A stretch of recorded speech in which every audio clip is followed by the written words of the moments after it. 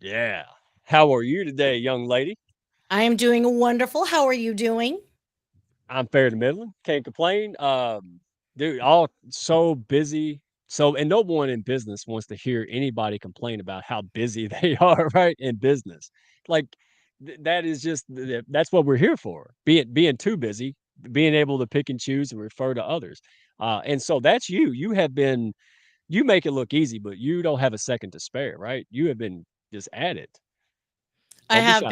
been. I won't lie to you, but that could also do that has a lot to do with time management, my ability to be disciplined with my time management, and then also I have a tendency to drift off when I get like excited about a minute topic and I'll just squirrel off. So, yeah, I'm busy, but Right. let's be honest.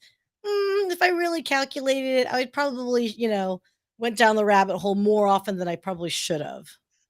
Well, let me split the humble wagon here, right? So you're doing a lot of business now, and that's the fun part. You and again, you're doing it your way on your terms.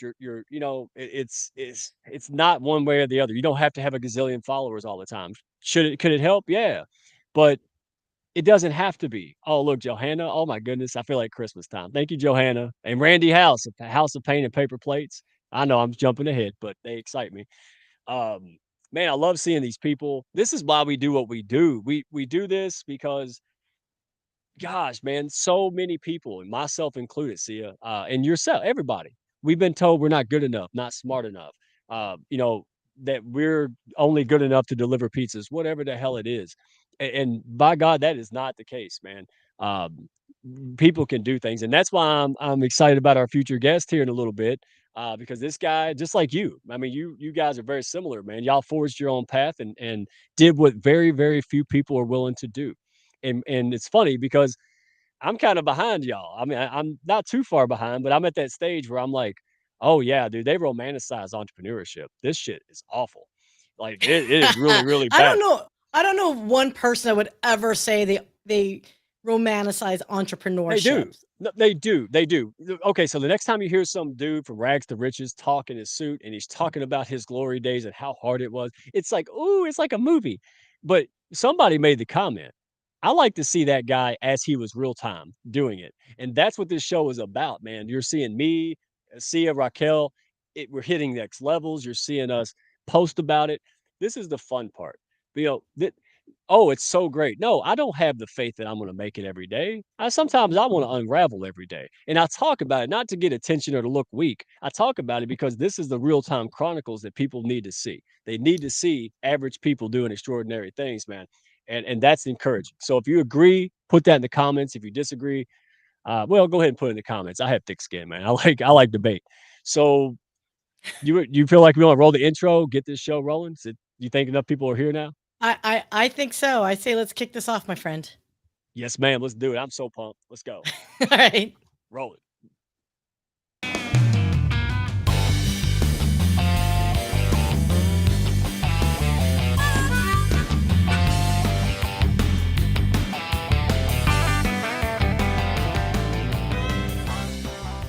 Are you looking to grow your business and your mindset alongside a fun and awesome pack? Grab a chair and your favorite beverage and join Mike Ashebrainer, the business mechanic, and his win-win network for the Hounds of Business Happy Hour.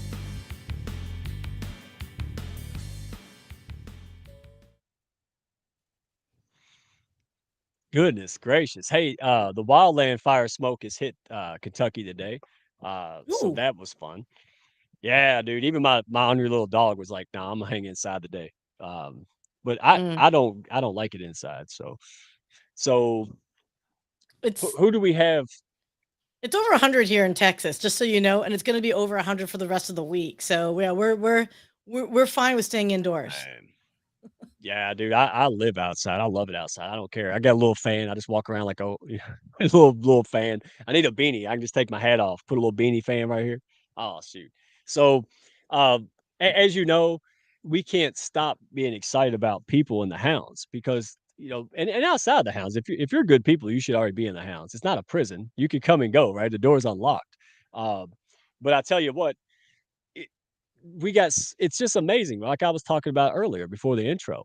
We have people that are doing it real time. It's nothing like seeing it's like seeing Bill Gates go through all the crap before he was Bill Gates. Like that's the kind of thing that excites me. Seeing people real time form relationships. And in 20 years from now or 5 years from now, people will be like reading our books and seeing this. And this is the special part. This is how it starts. You can say, I know this guy. I know Sia before she became Sia, right? And by the way, I don't even know why you have a last name. You're Oh my already god. like Prince. What I So think is sorry, go ahead. funny, when you try to mock my voice, you're still not even hitting my pitch. Like you still I know. You're my little man Texan CEO of a oil company. Yeah. So, but again, I just respect you. I tease you all the time, but I respect you, and I couldn't do what I do. Everybody that watches the show knows I couldn't do this without you. So, I want to push up people and make sure that the folks know there's some awesome things going on out here. And please don't be shy. Please tap into this stuff. This is about you. Okay. D- So go ahead, roll whatever first thing we're going to talk about. But I want people out there to tap into this. Don't be shy. Don't say, "Well, I'm not good," and all that stuff. Jump on it. All right, jump on every opportunity you can. That's my advice for you. Well, I don't know what I'm doing. Yeah, well, look at me. I've been here 9 months. Like I'm figuring it out slowly but surely, right? But you can do it. So what we got? All right, my friend, let's go with Yeah. this. So I'm going to do this. I think they have maybe about 10 to 12. They've got a few days for the cutoff. So go to Constance Leland, Dr. Constance Leland, CJ. Go to her and Nicole and Guy Galindo. So Nick, go check out their post and profile events. They post about it all the time, and I've been pointing people back to this because this is your time to shine. All right, they have platforms. They have YouTube. CJ's got a lot of people watching her, a lot of different places. This is your time to learn and grow and network and be seen. How can you do business? Could you imagine getting a painting of Picasso in a cave with the lights off. What's the point of even painting a thing, right? Get yourself visible. These ladies are all about pushing and leveling people up. So go to their website or go to their LinkedIn page. I'm going to do it. I found out. I said, hey, you got some more spots open? I'm like, shoot, why not? Right? I didn't want to take someone else's spot, but now that I got it, I'm going to take it because I want to be seen. I want to help more people. Who doesn't, right? So go to either one of their pages. It's got to be in the first post or two. Go check their stuff. Show them support. Tag somebody. If you don't want to be that person, go tag someone you think that should be that person. Go motivate someone else. Say, hey, how about you, Billy? Right? Tag somebody that you see that could be. I'm going to do that. I got some people that I think are being shy who need to put themselves out there because I believe in them. All right, so I'm going to go tag them and say, hey, you need to do this. And all it is it's like what 5 or 6 questions in a short video. You got make the time to get it done. All right. So CJ, we appreciate you. You ladies are amazing hounds, amazing people, and I love to see good things happening. Keep on with it. All right. So our next, speaking of amazing ladies, Oh yeah. So what time is this Saturday? This Saturday. What time is 11 a.m., right? it? Is Or that 10 a.m. Eastern? I'm gonna get corrected on 11 a.m. Central Standard Time. So 12 Cent- p.m. Eastern Standard Time, 10 a.m. Pacific Standard Time. Okay. 9 Oh Pacific. wait, Okay. 9 a.m. Pacific Standard Time, 12 o'clock Eastern Standard Time. Okay, so you go calibrate your sundial, and I'm gonna go ahead and tell the folks. So it's 12 Eastern and 9 p.m. or 9 a.m. Pacific because no one follows Central. Sorry, see ya. But hey, check Raquel's show out. I like the fact that we don't disclose it because there's never a bad show. It just gets better and better and better. I love it. I look forward to it. And I mean, lots of people are showing up to this. And here's the key: my show, Raquel's show, people do business by networking, right? They network, they comment, they make connections, they follow each other in the comments, and they're doing business. And if you're saying, well, I'm not doing business, well, then go say hi to people, engage. Don't be shy here, man. Shout out, ask a question in the comments, make comments to other comments. That's worth a couple viral posts, guys. I'm telling you. I'm right. This is the magic. Oh, my impressions stink. You're here. Make the most of it, right? So Raquel, we love her to death. She's all about pushing people up. And I can't give it away, but she is working on some amazing things. She is going to be helping a lot of more people. So just look, go support her. It'd be silly not to. She is the real deal. So love you. Thank you for your support, Raquel. She's back there pushing buttons right now while she's doing mommy task and all kind of stuff. So Raquel, you have changed so many lives in just a short amount of time by pushing people, elevating them. Thank you so much. You embody what the Hounds is about, man. Pushing people up, helping people, and especially entrepreneurs hit new heights, get unstuck, and hit whatever level they want. All right. Absolutely. So, just want to do one addition. I just noticed Lachelle just added. So, by all means, guys, she is part of our Hounds community, and I was not aware of this. So, she's going to be in California for a book signing. City of Industry. I know that area very well. This Friday at 6:30 p.m. PST. So, guys, anyone that's in California and Southern California, if you are interested in meeting up with America's Supermom, and when we're saying Supermom, we're not joking. She's got 15 kids plus her husband. So a lot of fun and amazing stories that she has to share with her wisdom. So guys, hit her up 6:30 Pacific Standard Time in the City of Industry book signing. You guys check it out. Oh So I man, saw I love saw that up. Supermom. Supermom put me so after you put me on your show to get me to like to how to be a decent guest. Supermom, that was my first one. And that man, we could talk about that forever. I won't. But that's the one where Ronald McDonald and gang kicked me out of the parking lot when I was on her show going to Atlanta. So yeah, she has the Atlanta Falcons. She took her life story and all her struggling and all the things she overcome, and her passion is to help others not have to go through that much pain for that amount of time. Everything this lady does is practical, down to earth, and she tackles hard issues. You got to check out her page, check out her profile, her YouTube channels. She gets up at 5, right? Because she has a bunch of people in the house, so she gets up at 5 to bring that value to you. And I love listening to it. So, guys, go check her out. Thank you, Sia, for bringing that up. No Oh, problem. hey, this lady, all right, this lady, everybody knows the story. This lady, Stephanie Delfonso, you know, she hypnotist, and so immediately my redneck self was like, "Oh, no," like Bugs Bunny cartoons and all that, right, when I first met her, but anybody knows me knows that I can be anxious and, worried real quick, right? So that's not a good thing. I love this lady's, she's so real. She's helped me out. I've done the tactics. Some of her techniques, yeah, they look silly with the breathing thing, but they work. You know what looks sillier than doing breathing techniques with your fingers? Run around stressed out, making everybody mad and not like you, right? So that's the kind of 2 options I look at here. She is finally, I've been on her about it. She's doing her coaching program is coming out. Guys, scan this, check it out. Um, this lady, man, I'm telling you, I just love her to death. She's got a heart of gold. And I don't say it lightly. Okay. I don't say stuff I don't mean. So go check her out. You won't be sorry. I'm not going to spoil the details. Go to her post, give her love, give her comments, push her up. So thank you, Stephanie, for finally doing this. And she's got a book. This book, honestly, you got to get this book. I mean, she should charge more for this thing, but what do I know? Um, so chock full of practical tips. You got to do it. All right. So scan this QR code, go check out Stephanie Delfonso. Somebody will put it in the chat so you can go check out her profile. But we appreciate you. She has helped me out through some really tough times, man. I just told you, entrepreneurship, woo, damn, it's tough. So, Exactly. especially, yeah, dude, I'm telling you, it's like transforming from a cat to a dog or something. And so these things, absolutely, it worked on my dog. She gave me a technique that not just worked on my kids, but it worked on my hyperactive dog.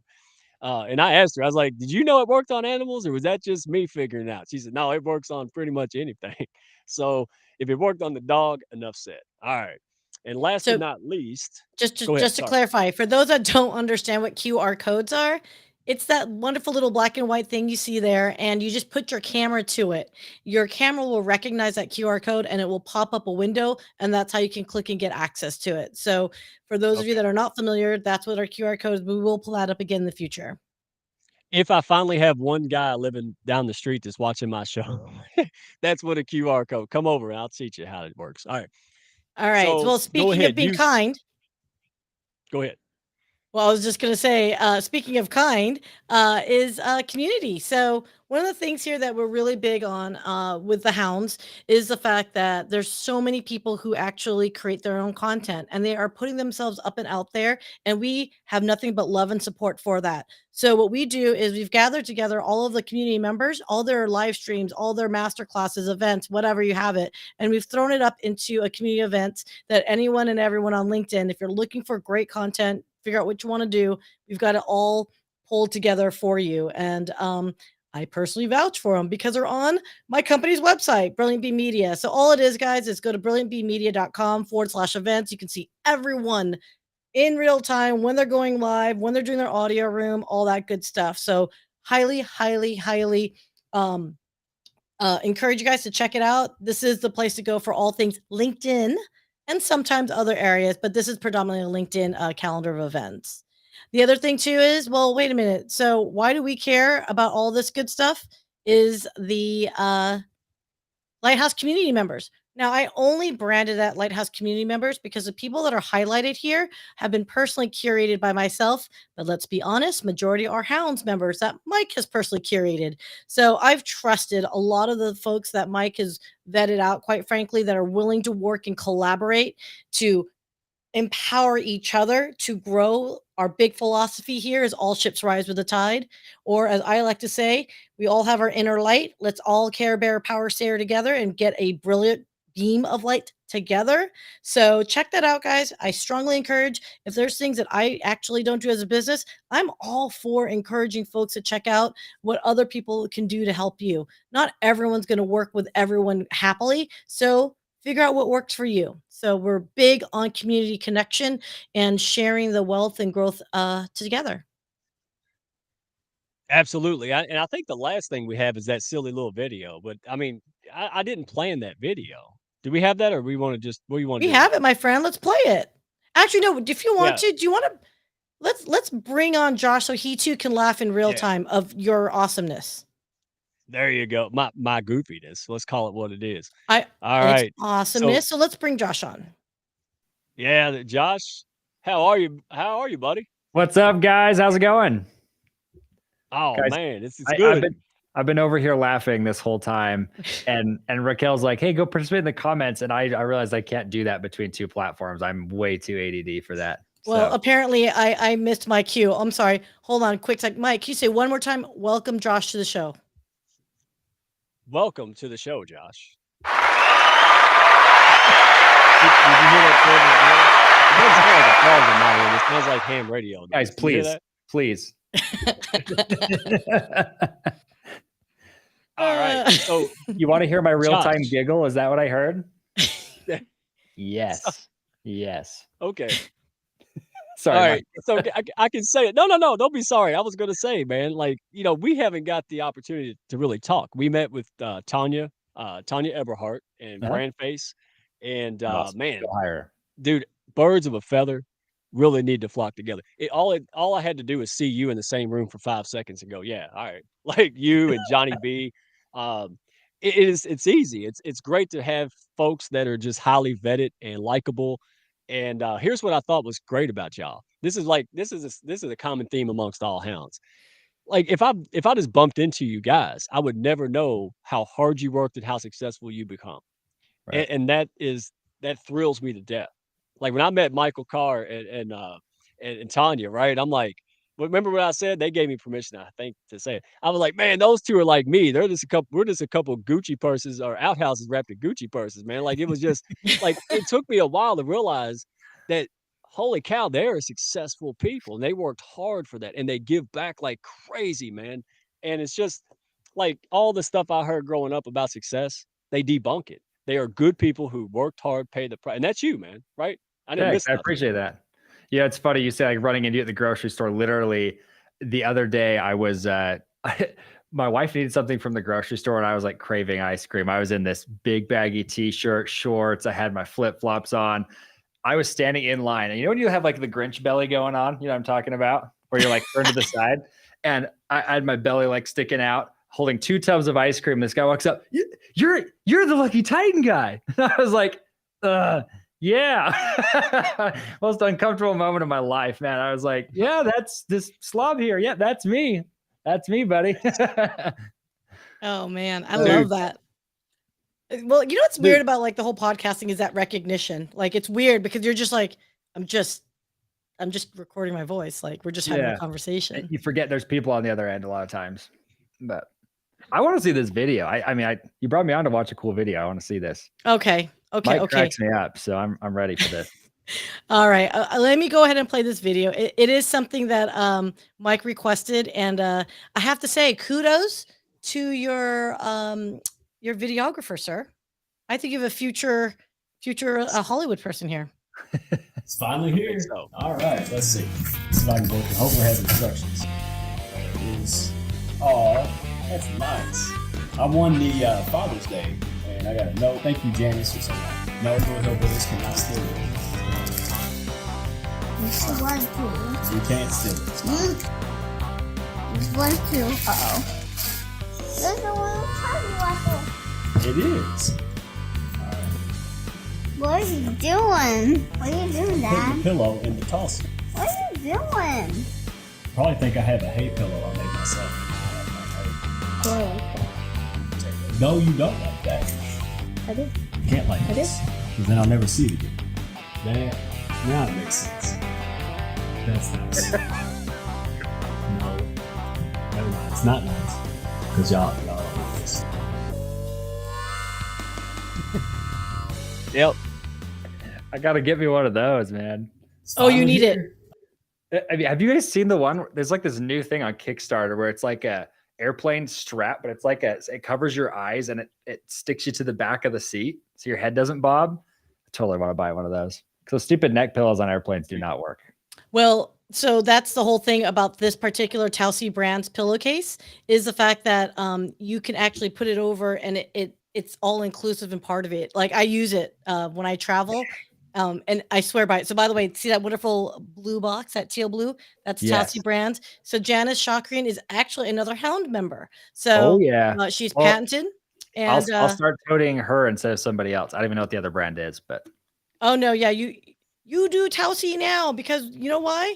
There's a pillowcase promo code, Hounds. So if anyone buys a Taussie pillowcase, leverage the Hounds promo code. You will get a discount.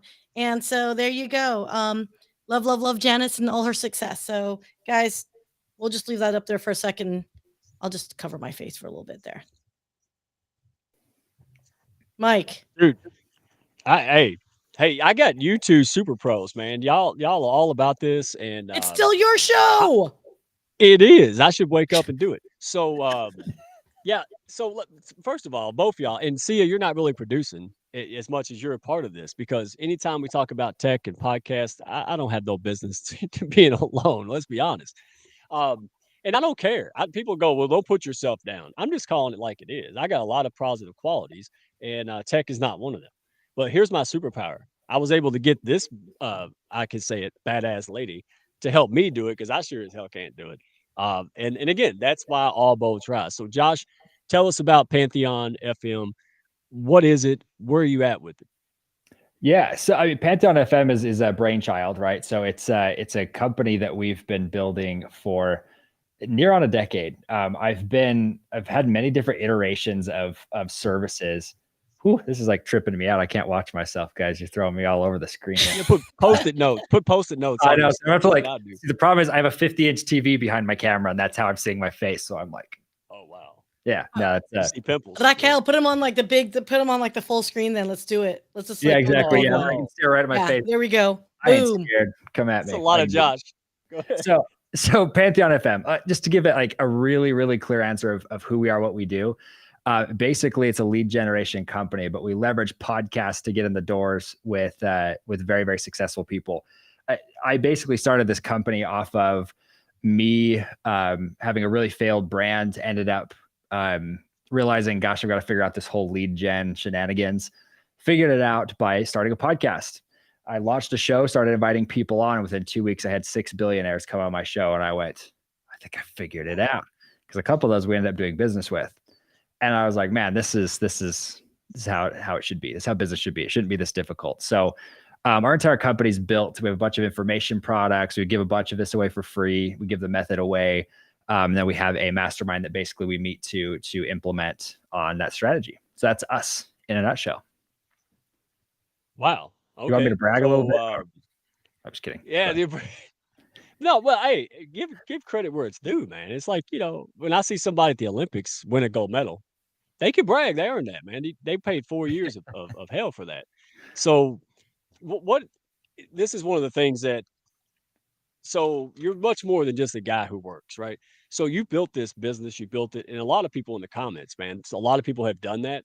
Yeah. So it's all too easy right now to say, "Hey, I'm done." Right? Like I'm good. I've got what I got. I can just live on.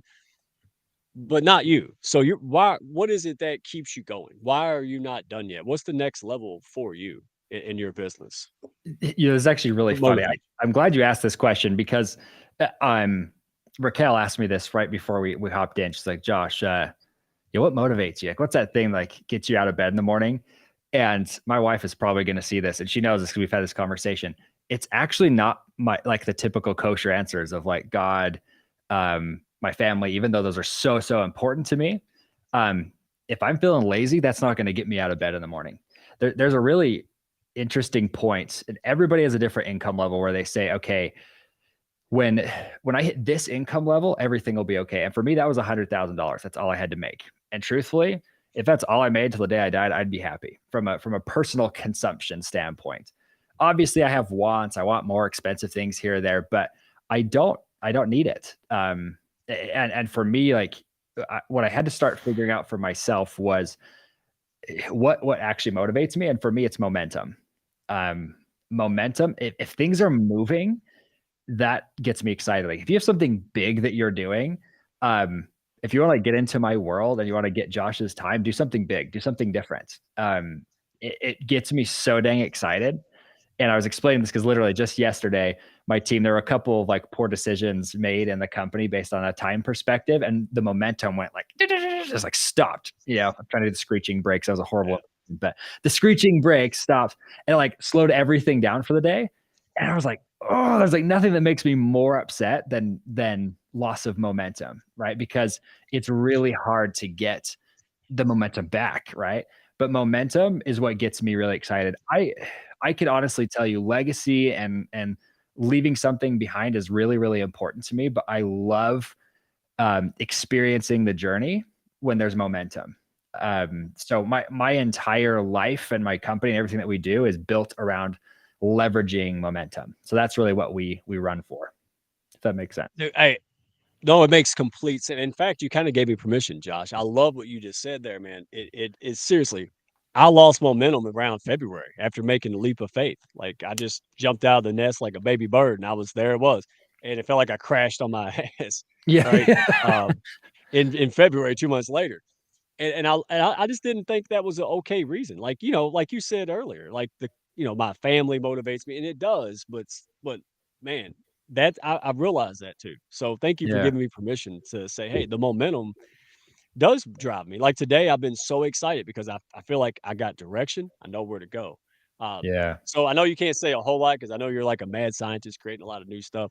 But have you? And I want to bring Sia in on this because I think you might have different takes, avenues where you all come from. So have you been in entrepreneurship your whole life? Did you have like, forgive me, like people would ask me, a real job or work for somebody, or have you just always been an entrepreneurial type of guy? Like, tell us. Well, and Sia, you're welcome to answer this too, but I would just tell you guys that like I was never a good employee because like truthfully, I'm kind of a lazy guy. Like some people might disagree with that because of like my work ethic and what I do, but I cannot get motivated building somebody else's company. Like it just does not give me inspiration. And so it doesn't get me it doesn't get me up in the morning. But what I can tell you is I'm a fifth generation entrepreneur. But the last 2 generations really, really struggled. So I grew up in a very, very broke household. My father tried multiple different companies, built his most successful one in 2006, which just so happened to be a construction company. And so 2008, so we had 2 years of prosperity, and then he lost everything, absolutely everything. Oh, wait. And so for me, being able to see the ups and downs, that was something huge for me. But I was never, my dad never said, hey, when are you going to college? In fact, I didn't even know college was a thing until my junior year of high school. because I got called into the career counselors or whatever they're on. Like, what are you going to do? And I was like, I'm going to start a business. And they're like, okay, yeah, but what job do you want? And I'm like, I'm going to start a business. Like I already have a business. Like I had companies in high school. Like my first company I started, I was 11, and it wasn't anything spectacular, but I was making pretty decent money at the time, you know, because I knew, hey, I want to buy a bike, or I want to buy an Xbox, or whatever it is, right? You know, whatever kids want these days, right? And that for me was like that motivation. So I've never had that desire to get a job. And in fact, like with my son, I have every intention of helping him become a 6th generation entrepreneur. And because it just, anyways, it's awesome. Entrepreneurship's awesome. Like you said, it can suck, but it's way better than working for somebody. Yeah, dude, you took the words out of my mouth, man. You were inspiring me like crazy, right? Because I spent 17 years doing stuff I didn't want to do because of fear and what people told me I'm supposed to do, which is to get a job, get a good degree. And that all left. What did that do? Get a job. I got 2 degrees, so I'm double right good. Right. And then I end up filing bankruptcy because the house I bought was jacked up, and I was unhappy as you could be, man. Yep. Mental health was not good.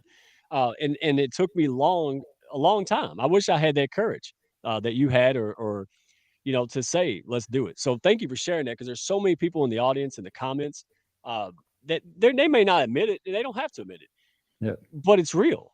Like, you Yeah. know, everybody's saying you should, you know, safety and security, man. But like, it's not my business. I'd rather die fighting for a dream and a lifestyle. Uh, you know, then I get a job. I can always get a job, but I can't always build a business. Like, the time is now, right? Right. So, Sia, you came from corporate. I love to have you in here because obviously, Brilliant Beam Media, you produce our shows, all the great content. You know, I ain't making that shit. You are. So you came from corporate, and I think that is and you're one of the few people I think has brought an advantage to entrepreneurship and small business building because of your corporate background. I see it as a crutch for a lot of folks. But so tell us about your journey, and it was recent. It's very, very recent.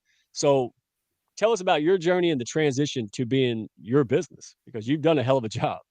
Oh, well, thank you. So I would liken myself to be like I went on the accelerated path to entrepreneurship. So I'm 20 plus years in corporate tech sales. I left in 2017 and truthfully dicked around for about a year and a half. Not that way. I putzed around the world. I think that's the nicest way to put it. I putzed around the world for a year and a half. And I realized very quickly, apparently when you are living the corporate lifestyle, you have champagne tastes. And it wasn't until my business partner, future business partner, told me, yeah, but you also have zero budget. So after a while, she's like, you need to come home at some point and let's do business. And so it was just a very interesting journey as far as I didn't know what I wanted to do after I left corporate America. I had a massive, who am I talk with myself. I had no hobbies anymore. I didn't know what my passions were. And that for someone as fiery as I am, to not know what your passions are anymore, clearly you have some massive soul searching that needs to get done. And one of the things that I did in my path to enlightenment was do genealogy. And I did my boyfriend's family's genealogy the old school way, research. Okay, I cheated a little bit. I used ancestry.com to help me out, but still. But I found out very quickly your birth date and death date after the great grandparents level. After that, no one knows nothing about you. They don't know your personalities. They don't know who you are. They don't know you laughed, you cried, you stole a bunny and got tarred and feathered for it, or any of those amazing stories that, happen from our ancestors. And so what Josh had mentioned, legacy is huge as far as why I think a lot of people are interested in doing things like podcasting. But that's not the end all be all, right? There's got to be an additional, emphasis, or I'm sorry, fire in your belly, if you will. But for me to launch my podcasting business after 20 years in corporate America, largely was because for me, I had 7 people die in a 6-month time frame. And at that point, to me, it was just, how do I give them life and tribute to them? And so that really encouraged me to help other people find their voices. But because of my tech background, I'm helping tech people find their voices, which is funnier to me because, now we're talking about AI and all that good stuff. It's like, wow, let's take out all the emotion of humanity and let's use AI for your content creation. But I digress. But hey, my let me history. cut you off real quick, really, because I don't know if you can say it. I don't know if I'm allowed to say it, Sia, but you got a couple tech shows that are insane. Dude, Josh, you gotta check her. She's got a couple clients and they're fun. Like I'm watching a tech show, can't stop watching it. Like when's that happen? It doesn't happen if you're not a tech, like you love the next newest shiny object. But can we tell them what it is or no? But y'all can go check it out on her. You've done a great job making that's your superpower. See, you take stuff that usually drives people nuts who aren't in that industry and you make it like fun and engaging. That's a hell Well, of a thank superpower.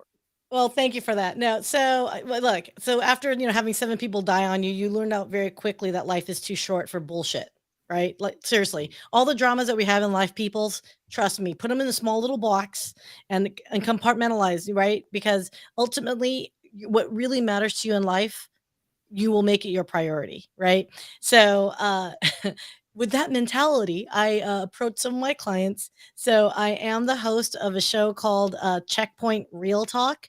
It is predominantly a YouTube channel. It is a podcast as well, but Checkpoint Technology Software. If you guys are into cybersecurity, it is their show, and they just said, "Hey, Sia, you handle it. You be the host." And so, we are going to be having another episode. Last week's episode release was on Criminal Minds, and it's a reaction. It's a reaction show. So we take IT and cybersecurity professionals. We play scenes from either TV or how it's depicted in media, movies, etc., and they give commentary.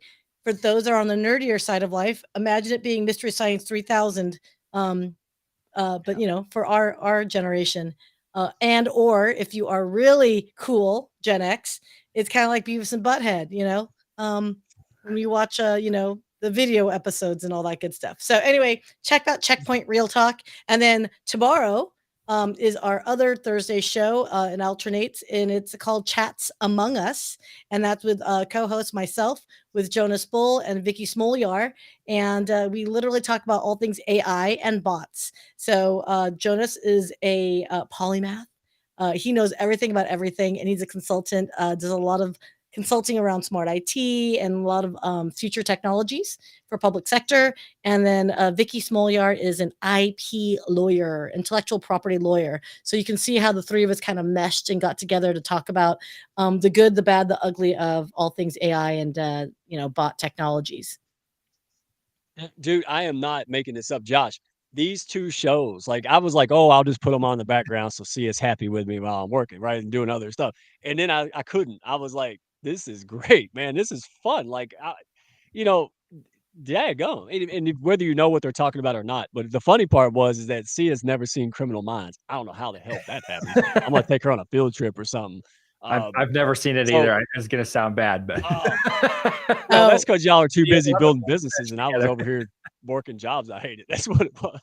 So, hey, Josh, I want to segue back to you, man, because podcasting was really not. I mean, people listened to them a lot, right? Before COVID, people enjoyed them. There was a thing, and woohoo!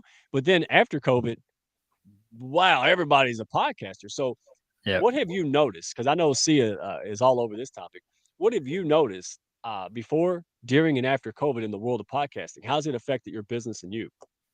Yeah, and so let me share a couple of things here. And see, I'd love to actually go back and forth with you on some of the stuff that's going on in podcasting, because it's really, really interesting. I actually don't really care what platform people use, first and foremost. Let me just kind of caveat that. It can be YouTube, it can be a podcast, it can be a blog, it can be whatever. I like throwing rocks at social media. I think it's stupid as a tool. Sorry, that's my very opinionated opinion. Anyways, but my point that I'm getting to here is that the platform does not matter. For me and my company, my podcast, I've never really focused on how many people are listening to my show. We were very blessed because we've been doing it long enough, and I started years and years and years ago. I hit top 5 on iTunes 4 different times, and people were watching the show, listening to the show, getting a lot of good feedback. But funny enough is I was not getting clients out of the deal. And what I can tell you is, for me, it doesn't mean I wasn't making money from the show. We've done over 25 million from my show now. And that's literally all that money has been generated from me interacting with the person who's sitting across the screen from me, or if we're sitting in person with each other. I have found podcasting is one of the easiest ways in the door with successful people. And then the conversations that we have, because if you listen to my show, It's pretty engaging. I wouldn't say it's the best show on the planet. I don't even push people that way because it's my networking tool. And all I do is ask the questions I genuinely want to know. So when I bring people on there, if I'm bringing somebody on who's a billionaire, I'm like, dude, okay, break down for me like your revenue strategy. I want to see how that works, right? And they'll break it down for me on camera or whatever. And some people are like, oh, that's boring, but I'm like, I don't care. It's for me. If you want to listen to it, great. If not, that's fine. Hell yeah. But what's interesting is that opportunity to sit down with somebody who's very, very successful. It gives you a chance to really see behind the curtain. And what you do here, Mike, right? Like it helps you humanize people and realize, I've had conversations with billionaires where they were having imposter syndrome. Like, Josh, who am I to launch this training program? I'm like, you've made a freaking $1 billion. Shut your mouth. Like that was going through my head, right? But I can't say that obviously because that's not kosher. But they're having those exact same concerns we are, right? I love that I'm on the show and I can say this, but it's like everybody poops, right? And yes. Like you just got to understand that like if you're a billionaire, it doesn't make them unapproachable. The only difference between you and somebody making a ton of money is who you're hanging around. I found it took one relationship to get me into the club with pretty much anybody I want to, right? We've gotten in with Warren Buffett. I've been able to sit down with Gary Vaynerchuk, some of these big name people, do business with a lot of these big name people. And it was one connection, right? And the podcast just is kind of that gateway tool that we use to get in and make relationships and break that trust barrier. So we're not like, hey, I want to take you to coffee and pick your brain and blah, blah, blah, blah, right? Stupid. Don't do that. Doesn't work, especially for successful people. But for me and my business, like the impact that podcasting has for me is that it is the gateway. I'm really curious because I think at some point in the next 5 to 7 years, it's going to stop being an easy way in the door. Because I think what people don't realize, billionaires have a golden toilet. That is an awesome comment, Stephen. I love that. There's actually anyways, I'm not going to go into that.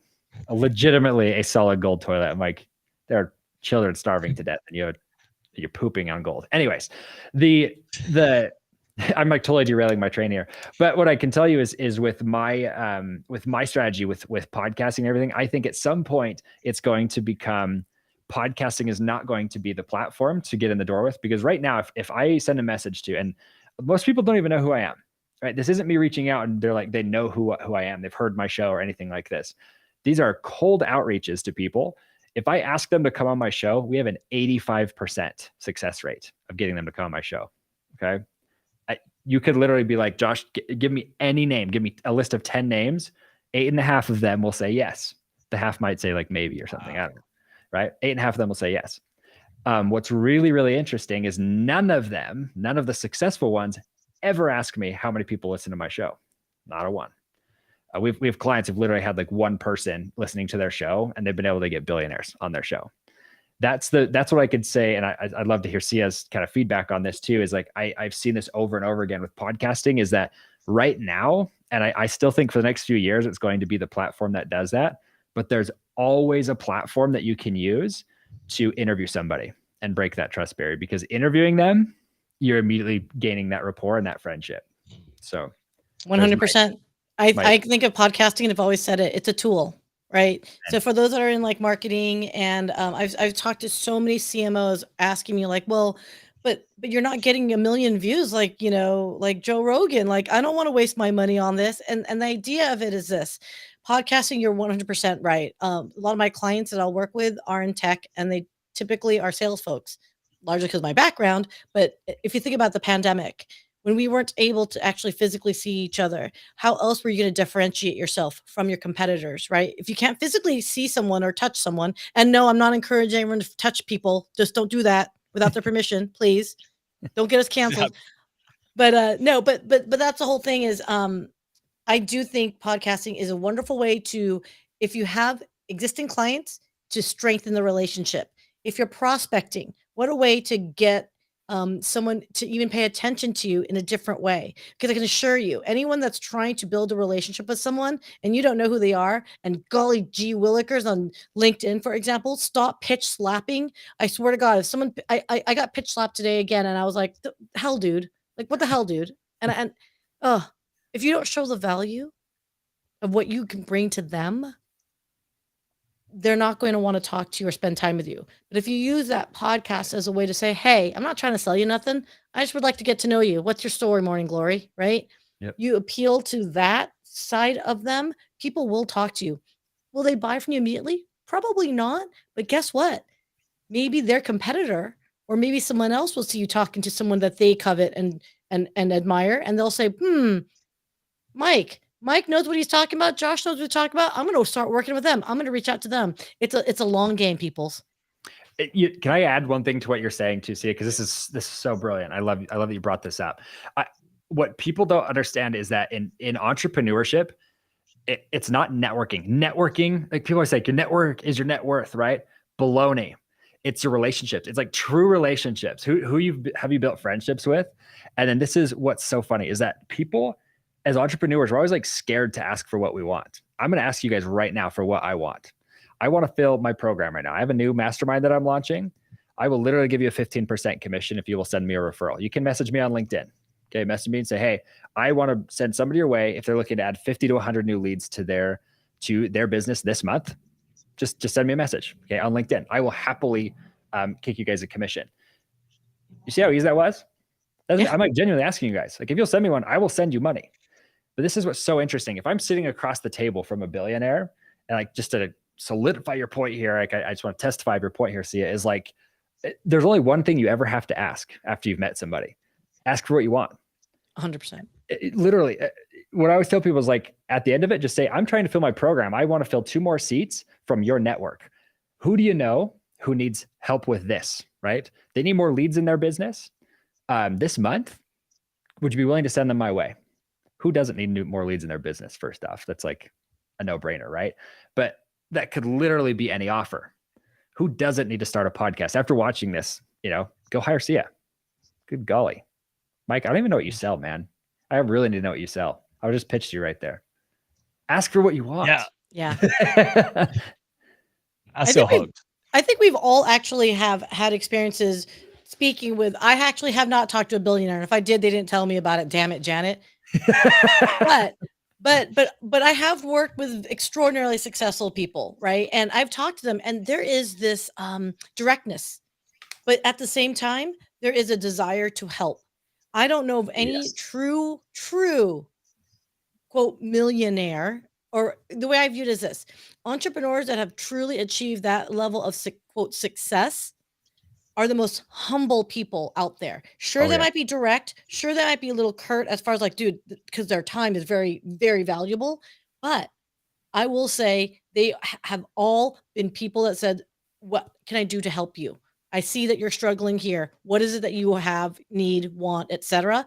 And if it's something that they see value and they want to coach or mentor you or give advisement to you and maybe say, hey, you know what? I want you to talk to so-and-so and let them mentor you because obviously they're busy and whatnot. Take advantage of that opportunity. It's okay to be vulnerable in front of those types of people because they're the ones that can see that you're willing to learn, that you're open to being vulnerable to learn to get where you need to go. And that was the hardest lesson for me when I first left or started in my entrepreneur path is I was afraid I'd look like an idiot. Not the imposter syndrome. I don't have that. I just didn't want them to think I was an idiot. Like, does that make sense? Like, so, yeah, now every single person I talk to, I'm like, yeah, I do poop. Thank you very much for asking. And it was a good one this morning. And I swear to God, everyone's normal after that. It's a normal conversation after that. Hey, and if that don't work, get some bran flakes. Go ahead. Yeah. I'm not going to go on the tangent here. Well, what's so cool about that too is like where I've done some levels of success. When people as new entrepreneurs come to me and they try to formulate these really like they think it's an in-depth question that's going to make me answer. I'm going to tell them an answer that's going to change their world. It's almost annoying because I'm like, guys, if you want to know how I've been successful, go listen to anything that I do. It's the same thing with anybody else who's been successful. I talk about this all day. I'm not hiding something from you, right? Nobody who's successful is Sia. You're not hiding anything, right? Mike's not hiding anything. It's all out there. What it really impresses me is when somebody comes to me and they genuinely ask for what they want. And they don't try to shove it down my throat. They're like, hey, give me a referral. They're like, Josh, I'm doing something really big. I'm not going to try and pitch you on this, but I'm looking for people like this. Do you know somebody like that who fits that docket that I can have as a client? Like that, to me, it impresses me so much more because I know that they're humble enough to ask for what they want, to your point, right? They're saying, you know what? I'm coachable. That person, I might even give a whole bunch of referrals to. I might give them free stuff. I might work with them because I know they're coachable, instead of the person who's like trying to like posture themselves. And this is really hard. Everybody has like a different reason why. Like for me, it was my age. I was always feeling like I had to posture for people when it's like, dude, I'm scared AF in business, right? It's hard. Business is really hard, but you can make it a lot easier, right? But just helping people see like, hey, I'm not perfect. I'm not in the best place ever, you know, like it helps people feel like you're real. And if you're humble and coachable, people will give you way more than you'd think. I get free coaching all the time from my show. Love it. Anyways, yeah. Okay, speaking of which, can I just say, What? do you ever feel like you're getting like free master classes at times, or like, yes, that's why I podcast, you guys, because I'm getting free information that people pay thousands of dollars for. That's another thing I need to think about podcasting. Yes. I have an MBA. I did my master's degree. I've done my bachelor's degree. I've learned more from interviewing successful people than any of those degrees could have taught me. Because all I do is ask. If I'm like genuinely curious, I'll tell them my scenario. I'm like, hey, right now I'm having this problem with this employee and they're not getting as productive as they need to be. And I'll ask them, how would you fix this problem? They're like, oh, do this, this, and this. Bam. I'm like, I would have had to pay you $50,000 to get that opinion. I just got it for free. Yes. Amazing. I love that. So you hit a good point there. It's good a job. secret that we probably shouldn't tell. Oh yeah. It's like, no, don't watch the podcast. Quit competing with us.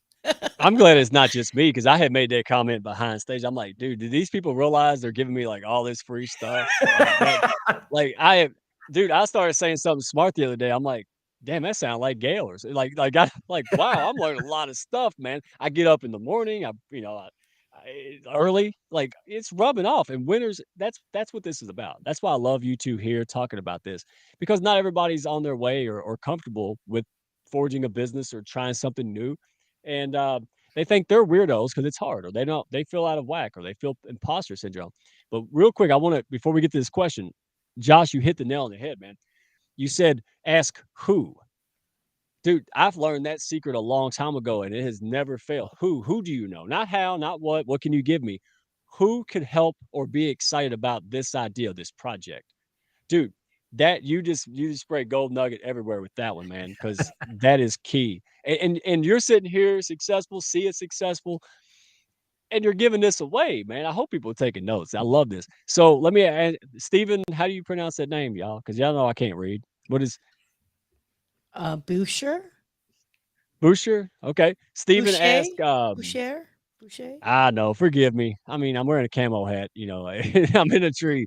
So how do you all get your guests to share the podcast? Boy, that is wow. We should have a QR code to pay for that advice first. But hey, how do you? So who wants to take this one? Sia, can you take this one first? I want to hear your opinion on it. Okay, I'll do it. I'll do it. Okay, ready?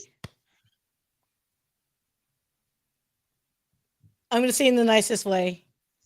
Don't always think getting that billionaire guest is going to be that big get for your show, because the odds are high of the value that you bring to them versus the value they bring to you is not equitable if you're not in that same peer group. If you're not Joe Rogan, okay, don't expect Joe Rogan to support and promote your show.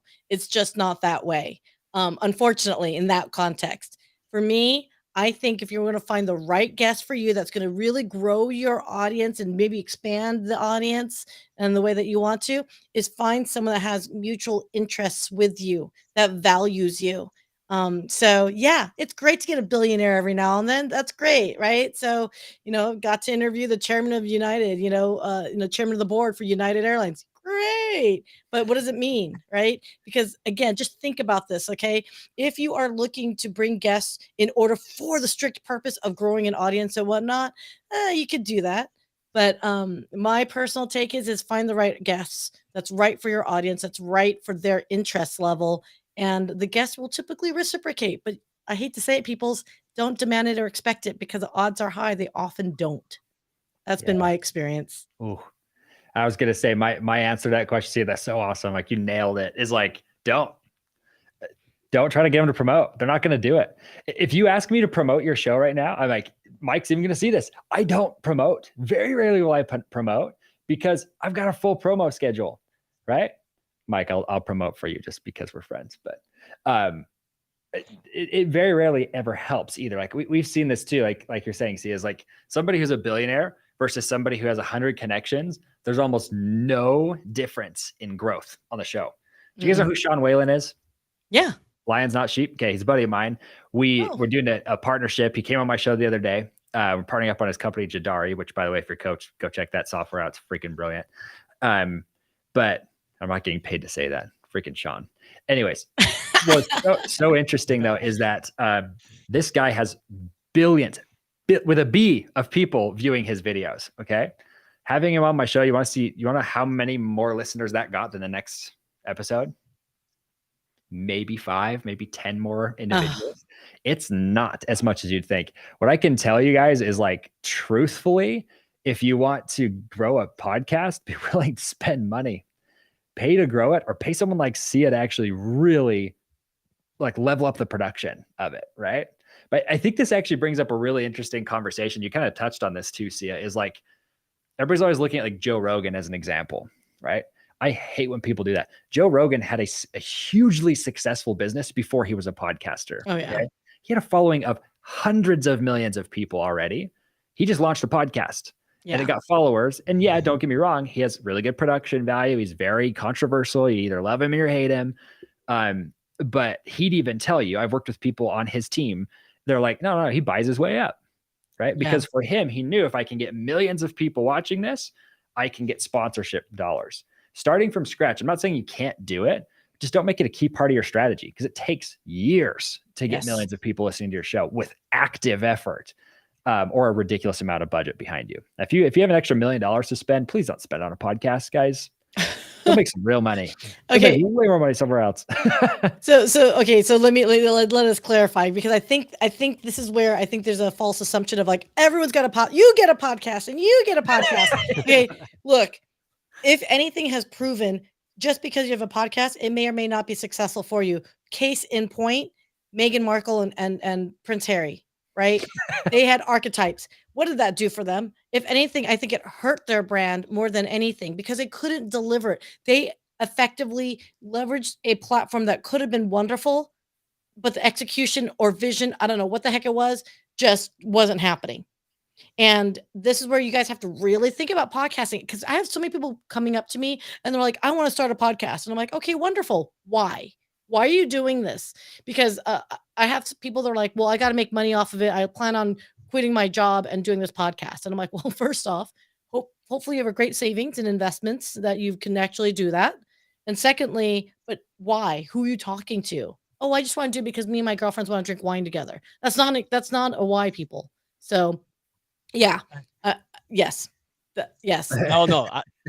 Let me cut in on that because, by the way, Rena Freeman Watts. Ooh, Rena. Man, hey, I know Rena. You came on my show. We love Rena. The one and only. Rena got here on the Hounds before for Josh, so you could put that on your refrigerator, Rena. Oh, you beat Josh to it. She was a Rena's Hound. a boss. Yeah.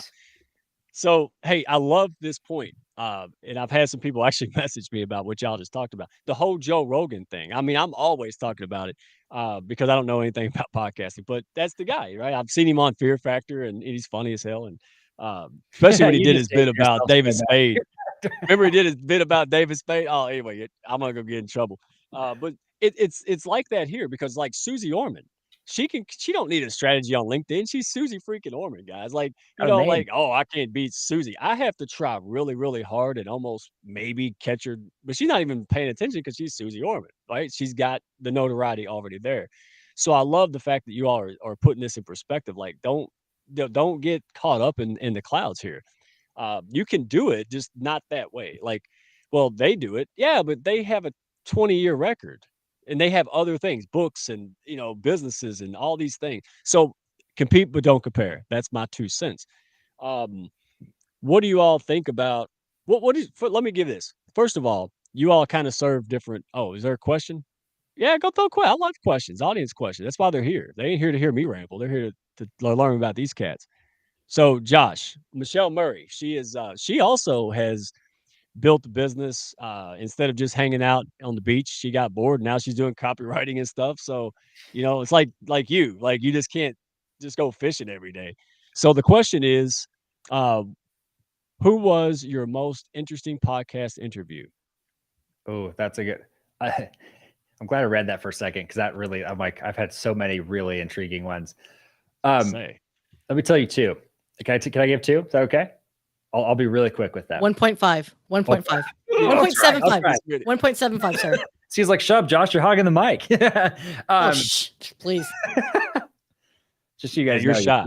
You're keeping me from dinner. So, I mean, I'm gonna take as much time as I want here. I'm just kidding. So, okay, the first one, okay, most boring interview I think I've ever done. I will not tell you his name because it embarrassed him. Most boring interview ever. The guy like said nothing. We talked for half an hour and I was like, dude, you literally like didn't say anything.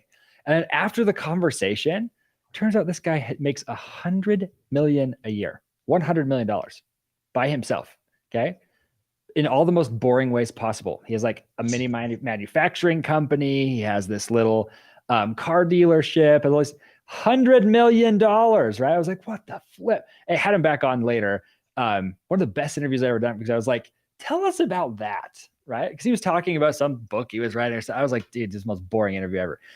Anyways, that was really interesting. You said the word interesting, so I'm gonna stick to that one. The second one, I had this lady on, and again, really boring interview at first until we get about halfway through, and I was like, I actually stopped the recording and I was like, can we let's stand up, let's elevate the mood. I would like if I'm falling asleep, my audience is lost, right? Oh yeah. And we I was like, what has got you excited? And she's like, Josh, so this is an SEO lady, okay? She like does search engine optimization, marketing person.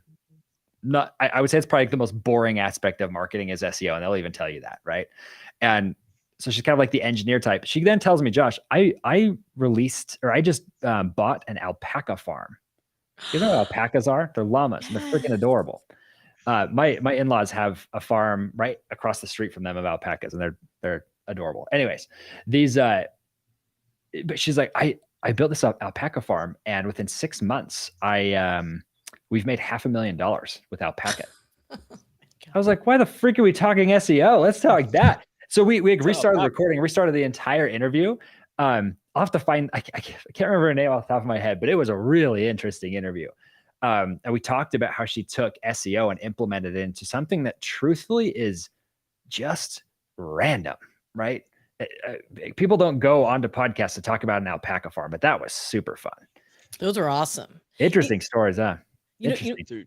If I may give one tip on this too, for those that are recording, and I don't know what it is, and we've done tons of hours of recording and talking to people, and everyone that's listening right now, whether you know it or recognize it or not, every single time you do a one-on-one Zoom call to introduce yourself to each other on LinkedIn and whatnot, that is literally a podcast in the context of you're learning about each other, you're having a great conversation. And how many times have you had really good connections at the end of it where you both look at each other and say, damn, we should have recorded that. That would have been fun. That would have been awesome. And I think that's the thing about like podcasting is you refine your conversational skills.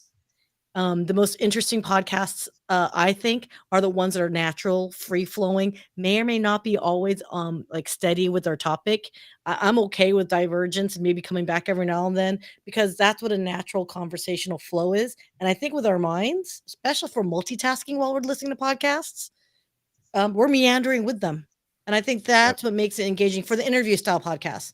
There's also different other types of podcasts we haven't even discussed, Josh, that you and I like. We could definitely talk about, but for those that are looking at business, there was a question that was asked, Raquel, if you don't mind pulling that one up, which was from Lonnie is, who here has found podcasts to truly grow their business? It depends on what your metrics are. Okay. So with every single client, I always ask them, why you're doing it first off, right? Who are you talking to? And what are your KPIs? What are your true key performance indicators that you are going to hold yourself to that's reasonable, that's tangible, that is going to be something from a business perspective, make business sense? So in this context, truly grow your business, sometimes it's something that is intangible. Like I really just want more visibility, credibility, right? I want to build a community. So sometimes it's a little bit more wishy-washy, where a lot of CMOs will come to me and saying, dude, if I'm going to drop thousands of dollars on this, tens of thousands of dollars for this, I need to have some kind of results. That's where we can help explain. It will help grow your business in different ways. It's not always going to be a lead gen thing, guys. This is not going to be, oh, I got 100 white papers downloaded, or oh, I just got 100, underwater basket for toilet holders sold for that month. It's not necessarily going to be something like that. So I strongly encourage you to really look at, podcasting as a way to help support those other marketing initiatives. Yeah. What y'all both said there, man, is the alpaca thing. Like we were talking about that backstage, where I had all those speakers that were like, pretty well-known speakers, public speakers. And what do they talk about on the Hounds? Falling off stage, calling out the wrong city, right? And that's what people want to hear about. They don't want to hear about blah, blah, blah, blah. They want to hear about, oh, you did that? Oh, so next time I fall off stage, that's okay, right? Because I'm not at Mercer doing it, right? So what based on that, well, you had something to say. There's a delay on here. So if you want to piggyback off that, Josh, go ahead, man. I'd actually love to, because Sia, you made such a solid point on that. I think what people tend to forget is that people want real. You don't need to have a nice studio setup. One of the top podcasts on the planet is recorded from a phone. It's just phone calls. Okay. And what I can tell you guys is that there's been a real shift in the industry with podcasting in particular. Is people don't want long form. They want short form content, and that might change. But what I can tell you guys is you're looking for impactful. I mean, Mike, you call them nuggets, right? Like the nuggets. That's what we're looking for. If you have any of you ever actually fully listened to a Joe Rogan episode? I have, because I had to drive from Texas to Colorado for my niece's graduation. So yes, I have. Okay, so there's one. Have you listened to 10 full episodes for him ever? Please don't say yes. You're going to debunk my point. I know. No, I actually know I haven't. I haven't. Actually, you know what? I'm teasing. Go ahead. But right there with you though, with the advent of the real big push from social media platforms to short content, like under a minute for YouTube, for example, and TikTok and all that, I don't think long form content is going to have that, like you say, sustainable audience. We're talking for over an hour, you guys. So like, I'm shocked we're still here.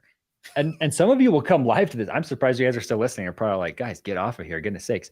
But see, I'm just messing with you. You can totally debunk my point if you want. No, but I'm not. What I can tell you though is, if you go watch Joe Rogan, I'm just going to use him as an example because everybody knows him. The content of his that gets the most views is actually his shorts. And all he does is pull like hyper controversial snippets from his conversation. And there's a really easy way to do this. I just want to, for a lot of you, I don't know how legal this is. Hopefully this is legal. If not, sorry guys, ask your lawyer, I guess. What we'll do, there's an app called OBS that you can use on your computer. Okay. It's a screen recording software. It's a little bit advanced, but you can literally be recording everything that you're doing on your computer, all the audio in and out and everything. So even before you hit record, so if you're like recording on, like we're on Restream here, or if you're on like, StreamYard or wherever you guys are recording your crap, right? Zoom, it can be recording already. And what I will do is I'll tell them, hey, I record everything that we're doing. We had a really dang good snippet that we talked about at the beginning. Can I add that into the episode? And that's how we get around it a lot of times, because I'll be honest with you, like when you turn the camera on, most people get really nervous because when you go live. I've done this enough times that I don't really care if I stumble or make mistakes. Sometimes it embarrasses me, but I was hoping Mike would get me really embarrassed at least once today, but we'll see. I was trying to behave. I could have. I mean, why? I can if you want me to. I don't want you to walk away feeling like unloved. There will be no conversations about my wife. That's all I gotta say. No. You can make your mom all day, but she's off limits. No. I was gonna say he said dadgummit. Everyone take a sip. Oh well, about time. Everybody died of thirst. I'm gonna have to pee myself if I keep doing this for hours, guys. Yeah. So Josh builds businesses, helps people do podcasts. He likes milk and he giggles. There you go. That's your bio. That's your stage bio right there. I'm going to send you an invoice for that. Okay. Yeah, buddy. Dude, hey, I think it's I love what you guys are on, the short form content. I made a comment with, Sia does another, like, a little bitty, 15-minute, live stream with Sia and Ben, and I joked because it took 14 minutes, the thing was awesome, I loved it, it was done, and I said, "Your whole show is shorter than my damn intro." You seen it, right? So, like, I think people don't have attention spans like gnats. So, if someone's just getting started, this question to both of you, I'm gonna put Josh in the hot seat because he likes to throw you in there. See ya. He's a pro, right? Y'all both. I love this. I love the dynamic. So, if someone doesn't know anything, they just want to try. They think maybe it would be fun. What the hell? What would you give someone that just heard this, watched, been watching us, listening to you guys, and they're like, I might give this a whirl. This is a podcast, or just play with it. What's the first step they could take? Simple, practical step, Josh. I'm gonna tell you a first step not to do, because that's a really great question. When anybody tries to get on YouTube or a podcast or something, the first thing they do is they try to make their studio look amazing, and they try to they practice.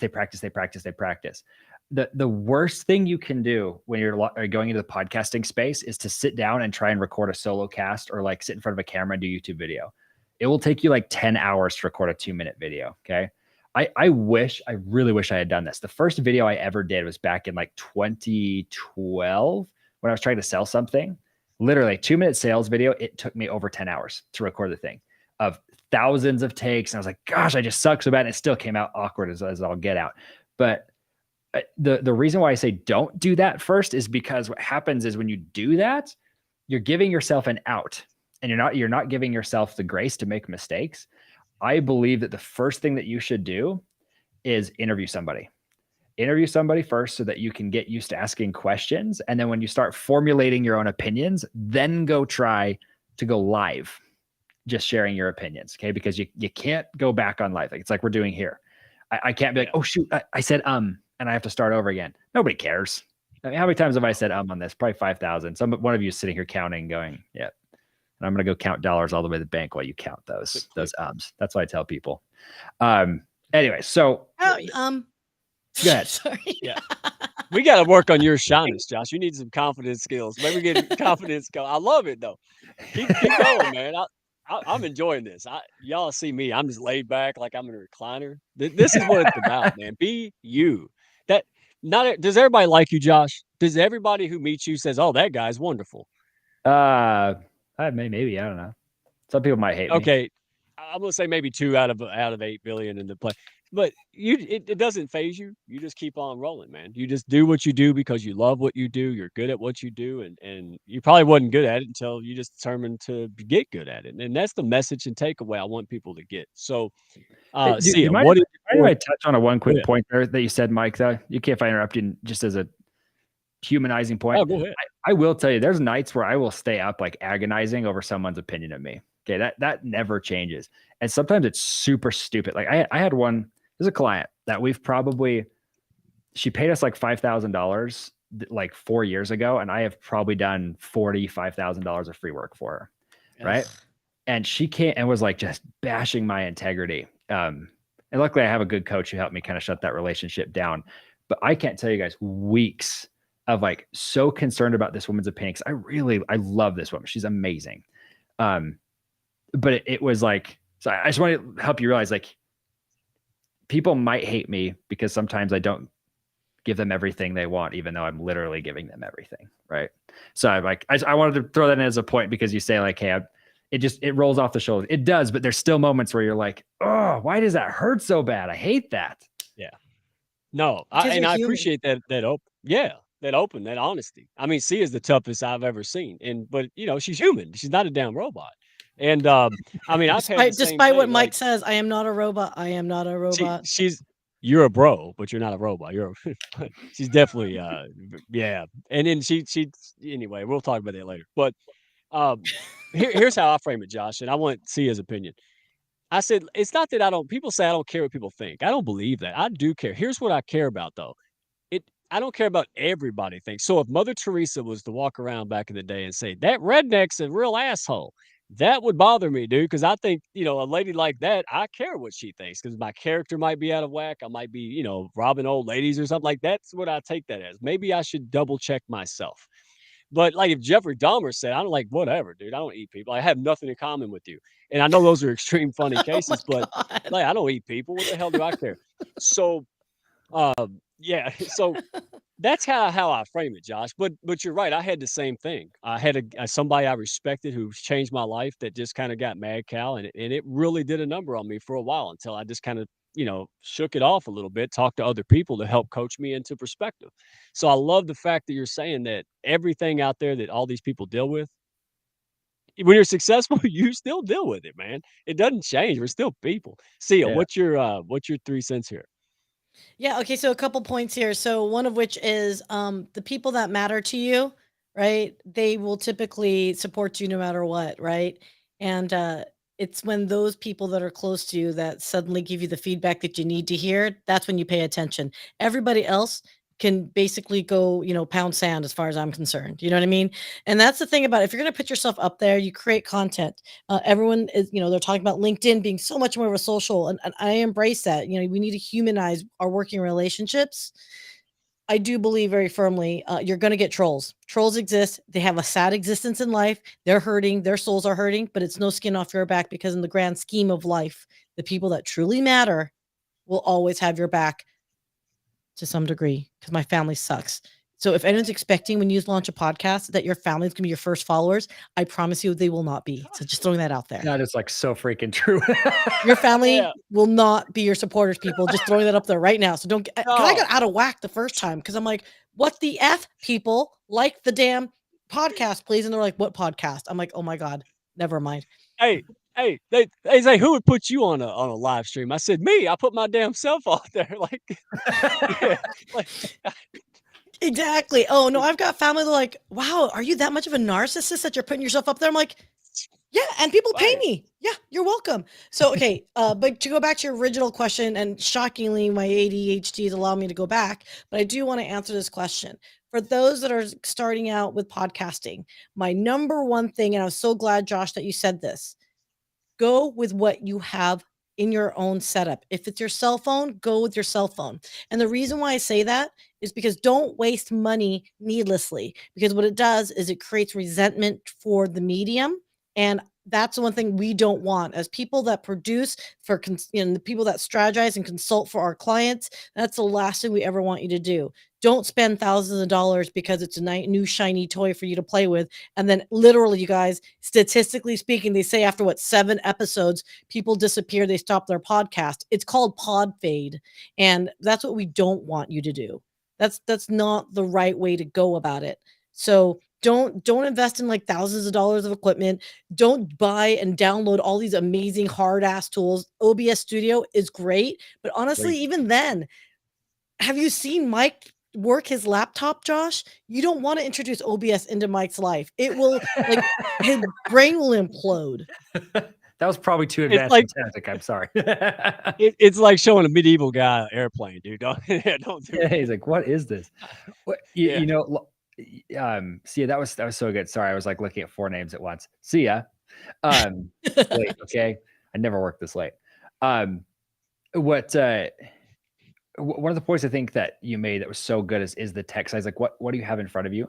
We just did an event down in Orem, Utah. So we flew a bunch of people in. There was 10 guests, 10 hosts.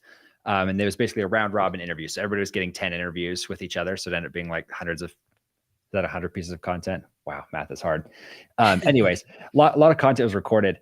We spent probably 4 or 5 days with 4 of us testing camera equipment, trying to get this all in place, but to be portable because we're not down there. So we had to like transport all this gear. We have the cameras, we have all this stuff. You want to know the equipment we end up using? Friggin' iPhones. If you have the iPhone Pro, that camera is better than 90% of the cameras you can buy for recording podcasts in particular. And then AirPods. If you have AirPods, those things, the mics in those are almost as good as these. It's interesting. Yes, you can level up your game. Sia's like cringing over there. It's not as good, Josh.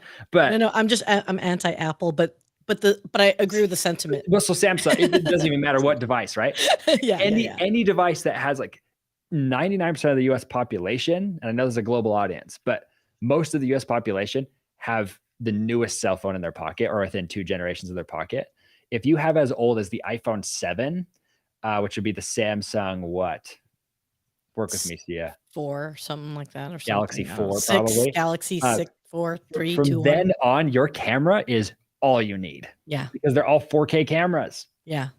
Anyways, it's again, it's not going to be the number one first thing you like the best camera you could ever get, right? But it's dang good quality. Heck yeah. There have been times where I felt my phone was better than the webcams and DSLRs and all that stuff. I'm like, you know what, dude? I don't got to carry all that equipment, all that cabling, all that. Like, yeah, no, 100%. We actually did a recording at CES, and we had our microphones. We were carrying that around, and we ended up just saying, you know what, screw it. We got tired of carrying it. It's heavy after a while, people. So we actually ended up just taking our Zoom H4s, H6, and we're like, screw it, we'll just do this. And the audio quality of that, I ended up, because I didn't trust my phone audio because I didn't have lavaliers or anything like that. So I just used my phone videoed, and then we just had the H4s and we just talked to each other back and forth and call it a day. And it was great. And it was amazing how it actually took out the sound of the conference, but it was a nice enough hum.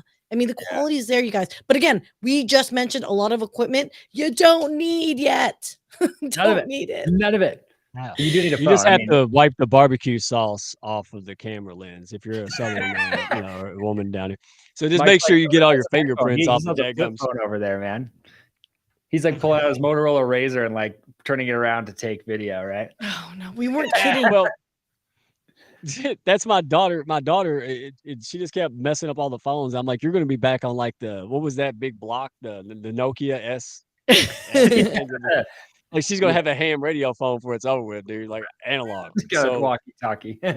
Hey, real quick. Hey, I'm sorry. I just want to answer Rena's question here. Do you use any AI apps to create short clips, from clips? I actually don't. I personally don't. I know a lot of people do. I don't use AI for that, largely because I'm very anal about the video that I put together for my clients. So yes, you can do it. Yes, it can be done quickly. I just don't personally. I'm very picky, and it's probably, I'll probably have to suck it up at one point because they are effective.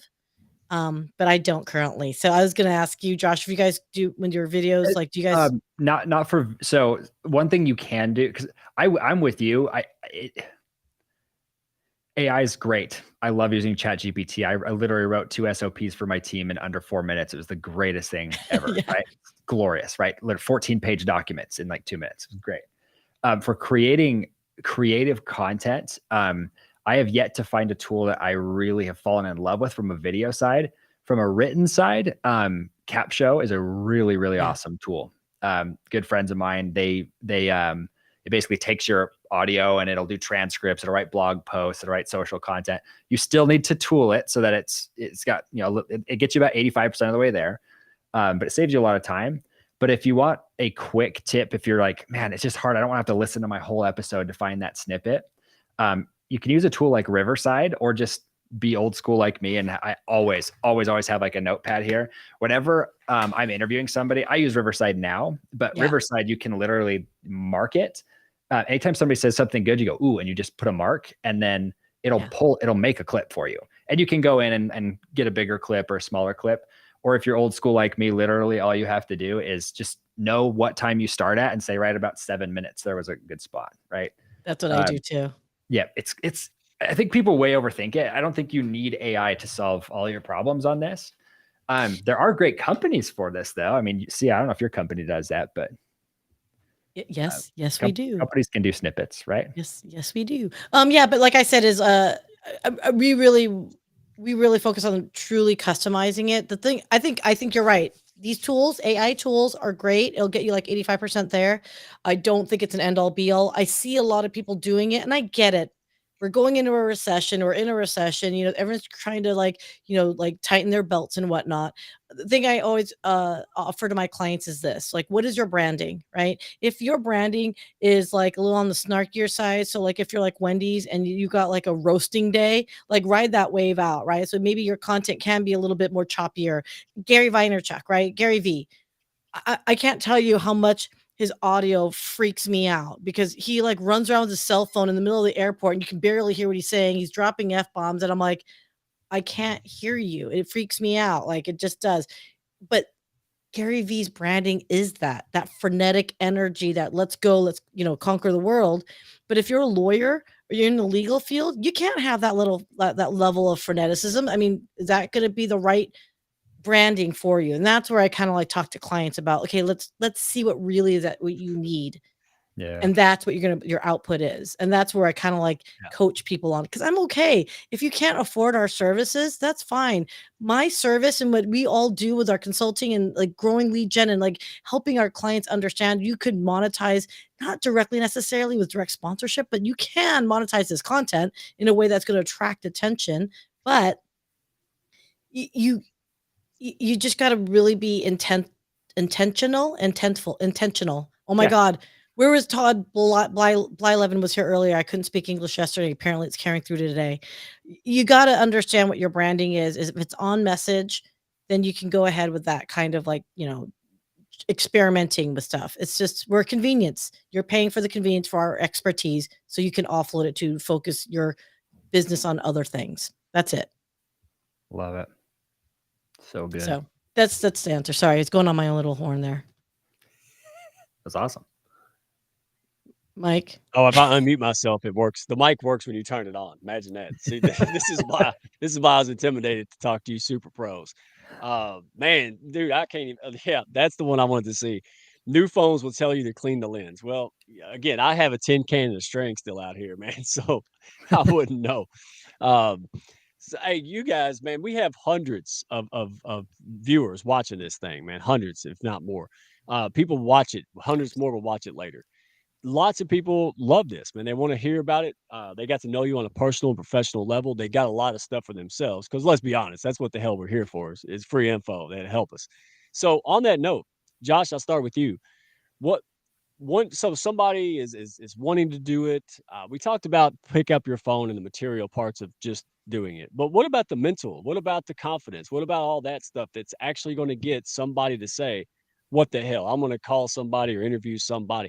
What would you say to somebody who may be too scared or has been too scared to take that first step, man? Well, let me just tell you this, and Emmanuel, I think you're the one who put the question there, so I appreciate you asking this question. This is actually very close to my heart because it may not seem like it. I'm an introvert. If you invite me to a party, I am the guy in the corner. I will have one-on-one conversations for days. But like, I don't even really love speaking on stage. I get to do it a lot, but I'd rather do this because I love that you guys are listening to this, but I don't see your faces constantly the entire time, making me nervous. But Emmanuel, what I can tell you is first and foremost is it takes a lot of practice. It is not going to be easy.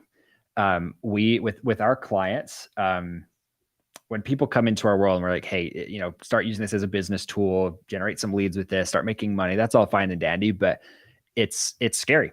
Truthfully, it's scary to get on camera because it's very revealing, right? If you have a zit, the world sees it, right? I actually still have the scars. I went out, my wife and I went out to, we were looking at homes and there's this new neighborhood and we're walking around. I got bit by 3 mosquitoes on my head and they had some weird like disease. And for the next 4 months, this is when I was like peaking with a lot of my numbers. I had these massive red, like looks like I had like picking zits, but it was like a huge nasty infection on my head. TMI for a lot of you. But like that was the moment for me when I finally I was like, I'm so embarrassed about this, but I'm like, I'm not going to wear a hat. I'm going to let it fly. And I just started joking about it. I told probably 50 different stories. You guys are like probably the first ones to know the actual truth behind that story. But I started to lean into it. And it was funny because my numbers didn't drop. Nobody even made a single comment about it unless I did. And that was like such an interesting moment for me to realize, okay, I can do this. Like people aren't going to beat up on me. As a woman, so if you are a woman, just know that the haters are going to come out of the woodwork a lot more for you. What I want you to realize, and I'm just going to say this, yeah, you've probably seen this too, Sia, is like, I have clients that like, they'll send me some of the comments that people say. I'm just like, it tears me up. I want to go fight that person for my clients. Cause I'm like, get out of their face. But that's the thing is like, first and foremost, know that for every hater that you have, there's communities like ours. Like, see, I mean, you can come here to this live stream, share that with you, and like everybody will help boost you up and help build you up, because having that circle of people to help you realize like you are extremely worth it and the content you're sharing is so important. Screw them. That's all I got to say. Right. And like, and when you start to build an audience, you'll start to see that your fans will start to actually fight back for you. That's fun. You're nice. You're giving a real nice answer. Like, yeah, it is. Like, let me share something a little about my perspective on this. All right. So I am not an introvert. I am not an introvert, but I will say this much. Something that I've learned in life, and I think all of us have learned this in life, is that the world isn't about you. Okay. And when I say this, and this is Mike's gonna be like, uh-oh, she's going to her tech to CEO mode. But the truth of the matter is this: 99.999% of the population are in their own heads. They're worrying about their own life and challenges and problems in life. So Josh, the fact that you said you had 3 massive like meth scars on your forehead, I'm joking. That would have been an even better one. I should have gone with that. It's like, guys, help me out here. Send me some money. It'll help me get to therapy, right? I know. Patreon me to there. No, but the truth of the matter is, you guys, 99% of the population is so in their own SHIT that they don't even pay attention to anything that's going on with you. So just now, I literally got excited and I was readjusting myself that I knocked my own microphone over. This could have been something where I'd go, oh my God, I failed the live stream. Yeah, never mind. We had just had a wonderful conversation and you just focus on that. So the confidence to stand, 100%. Practice, practice, practice, practice. Secondly, believe in yourself. If you just believe in yourself and you are who you are, and know if people don't like you, those people aren't your tribe. That's it. That's it, people. If you are going to build a community, it's because they want to be there, not because the trolls want to be there. The trolls are going to be there for an hour or two or whatever, and then bolt or go find another show to bother or whatever. So, yeah, 100% introvert, extrovert. I find, by the way, side note, introverts are probably one of the best conversationalists. No. So. Extroverts are fun to talk to if you're an introvert because you don't have to do a whole lot of the talking, right? I'm just kidding. Yeah, funny story. What are you trying to say, dude? I'm just saying you're talking a lot. I'm just kidding. But it's funny because you bump your mic out literally. So last Thursday I was doing a webinar to sell one of our products. We had like 65 people in there. I am there to sell, right? And so obviously, like, it's about being presenting well. I was drinking out of my red Solo cups. I'm always drinking out over here.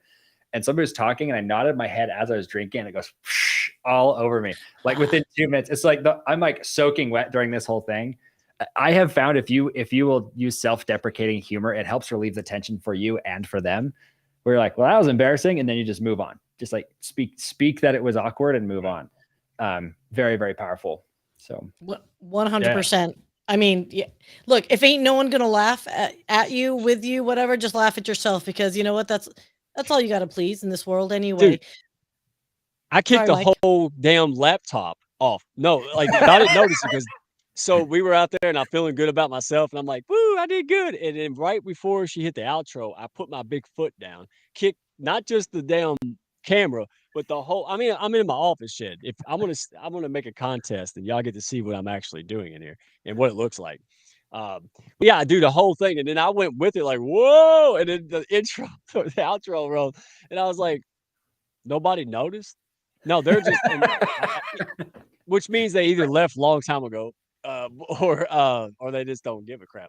And there's a good point. Nobody's watching it for the first like 200 episodes anyways, so who cares? Right. Well, they actually watched this one. Remember, the audience is fancy here. Oh yeah, excuse me. Sorry. Yeah, they actually watched it. That's funny, Josh. See, too much milk in that Dixie cup, man. I like yellow, by the way. So yellow cups. Yeah. It's actually a really funny story. I had somebody think I was drinking, like they made me like show that it was water. I'm like, yeah, I'm Mormon, right? Like, yeah. Okay, that tells you something about how people like. I'm drinking water, and everyone's like, "That's a big glass of vodka, Sia." We all know it's vodka. Come on. Right. So here's what's funny about this episode. This is the one episode where I'm like, I don't want to keep them too late, and they're the ones going late. So I want to make sure this is on record. Sia, who gives me crap about going too long. It's about me, But that's hey, why. all jokes aside, man, the energy. Do I hear a part two? And because this energy and this knowledge, people went crazy. Like I said, lots of viewers, lots of note taking. You guys gave away some nuggets, man, how to's. So, the confidence aspect, you put realism in it, Josh. I really enjoyed you, man, because you're just a relatable dude. You love your family, you love people. You use your business as a way to help more people. Same thing, Sia. She loves people. She loves what she does. She builds a business to help more people. And I think it's a fantastic having you two here discussing these things. Uh, Final thoughts. So I'm going to leave it to you. Um, where can people find you and who can you help the most? Josh. Yes. First and foremost, just head over to Pantheon.fm. Oh, look, wow, you guys are so dang good at these things. Look at the bottom of the screen, Pantheon.fm. Wow, I might need to hire you, Sia. This is fun. She's great. Who we work with primarily, guys. So we're actually doing something a little unique. I'm looking for really dang good stories. So if you have a really fun story, which everybody does, just take a look back and think about your story. So if you have a really great story and you're looking to expand your reach, right? You want to be the kind of person who's like, I want to reach more people. I'm a legacy-based entrepreneur.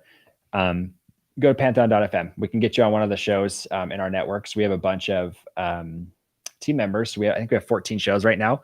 Team members who will interview you. I might even end up interviewing you.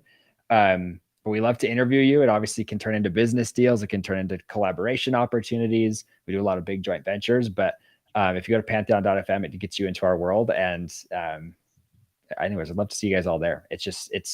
We're looking for great people, great stories. So come our way. Oh my gosh. Everyone keep scanning that QR code, peoples. We got like almost 20 scans. So there you go, Josh. People are here. Imagine that, bro. Dude, you guys are killing it. I'll come back again. This is like such I have never seen this level of engagement in a live stream like this. You guys are awesome. Yeah. we try. Yeah, I'm impressed. Hey, it's you know why? Because I told you, man. All I wanted to do was to make friends and hopefully somebody noticed my value in my business. And when I made that decision to just go love on people, use my experiences, use my failures to go help them not do it, they are the ones that came to me for business. They're the ones that endorse it. And now, and I don't know if you guys feel the same way. I told somebody today, I said, listen, my knowledge and everything that I know brought us to this level. And then one day I woke up and I didn't know shit. Like I could not go any further. Everything I knew has already been used. That's where the community aspect, man, having people like you and Sia and folks that rally around you and push each other up, use their knowledge. I can't use that. I can't use an Etch a Sketch. I think I'm kidding. And I got a daggum computer degree from 2020, from 2003. So I can fix a dot, make sure you can printer or something. But anyway, guys, I think you're fantastic. Sia, let the people know. Who can you help the most and where can they find you? You got a little fancy little QR codes, don't you? I do have a fancy QR code, and I was in the process of dadgumming taking a sip, sir. I know. I like to mess with you, man. You've done such a good job. So you produce, obviously, the Hounds. You produce Raquel's Corner. You do a lot of that stuff. So you help big and small. So what do you tell us? Who do you help the most? Where can they find you? Yeah, so you can always find me at brilliantbeammedia.com or scan the QR code, because that's what we do. But yeah, no, I help businesses. I do focus on SMB, mid-tier size enterprises. I will consult for the marketing department in leveraging digital content, whether it's video or audio, to see how well it fits into their overall marketing strategy. I will also do the production as well as social media engagement for growth, as well as management for that content. So we are not a full-blown marketing agency per se. We're more of a boutique that we will do the full-blown services for that content. So what we often end up doing is we will augment existing marketing departments and or marketing agencies, and we will just white label services. So there's a lot of things that we do kind of like behind the scenes. on top of what you see of my gorgeous face, because, you know, I got to put myself up and out there because I'm an extrovert. I'm kidding. But that being said is this. So if I can impart anyone, there was a question asked, well, do I got to do it this way? Do I do God that way? Look, peoples, this is your paintbrush. This is your sculpture. It's a white amorphous thing in front of you. You carve out what's going to make you happy and communicate your value, that your goals, your life, your mission, who you are. Have fun with it. Do video sometimes, do audio-based podcasts. You don't got to do both. And that was to answer a question earlier. Do what makes sense for you, your business, your brand, and your time. If you're going to do something that you want to put some content out there and you can't commit to it, then that's okay. Call it a season, you guys. Look, I waited years to watch every single Westworld episode between 2-year gaps. Bridgerton, I'm waiting because it's a season. You could do a season 2 that has gaps, that if it's good and it's tight, then roll with it. Have fun with it. You got this. And it, by the way, it will never be perfect. No one in this universe will ever be perfect. So if you have a desire, try it. You might like it.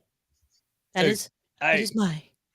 No, it's great, man. The energy level here, and you know, Josh forgot he was past his bedtime. I mean, this is what it's about, y'all. Man, dadgummit. Yep, take a sip. This is fun. So here's the deal. Oh man, Josh, love to have you back, man, brother. Anytime, anywhere. With a Nokia S phone, right? Let's do it. Let's do it in the woods this time. Let's be on our phones in the woods. That'd be fun. I'm in. Hey, not now. Yeah, not well. I mean, it's freaking hot over here, but yeah, no, don't do that. But hey, Josh, man, I appreciate having you here. You know, again, I don't take it lightly, man. You got things to do. You're a busy man. You run business. Same with Sia. She shows up, you know, for anybody and anything, and I think that's one of the takeaways. The most successful people nowadays are likable, good ass people, right? That's the key. Now you can't give away your time willy nilly. But I love that you guys always try to make yourself available to others or even through others. So, love to have you back anytime. See ya. Obviously, it's always great. And I'm not going to just ramble a lot of nonsense. I think this was a great show. I appreciate these folks being here. Yeah, I can do it now. And listen, what is the Hounds? Well, we're going to answer that in a couple weeks. But before then, hey, drop a comment in here. Send me a message, carrier pigeon. I don't care. Just, hey, if you want to go to next level, you want to start a business, maybe you want to start a side hustle, right? But you don't have the confidence, or, you know, next level. Maybe you made your first million. You want to go to your next 2. This community has it all. We're just a group of people who are ambitious. We want to push all boats up, and but we want to do it in relationship fashion, man. We want to deepen our relationships. We don't need to hide our dirty laundry and stuff. We're going to help each other all rise, become our best selves. That's the Hounds. There's lots of business to be made in the Hounds, but that's not the priority. The priority is to do business also while being good people. That they're not mutually exclusive. So we're going to be unveiling a lot of things, but in the meantime, message me, message one of the folks in the comments that say Hound. But we love you guys. You make this happen. I don't do this for my own good. I do this because I love feeding the energy you all bring. Y'all push me up. You do things. You introduce me to people. I 1000% appreciate you all. You make this happen. And pick me up when I'm down, because I get down. All right. So we'll see you on the next one, guys. Love y'all. If you all need anything from me, send me a message. Better to go on the comments, and because that's, you know, that helps me with the post. But seriously, mingle, talk to each other. People do business in the comments here, man. This is why I love it, because if I had to edit myself, nobody would like it. If I did a podcast, nobody would be like, what is this? But they see all the crust right here, real time, man. So everybody, will see you on the next one, Wednesday, 7 p.m. Eastern time. See ya, because nobody follows Central. And Josh, man, you come back anytime. You bet, Let's man. roll the outro. My pleasure. Roll the outro. We'll see you on the next one, guys. See ya. Thank y'all for stopping by. Be sure to follow, share, and like, and send me a message if you had fun today. Y'all come back now.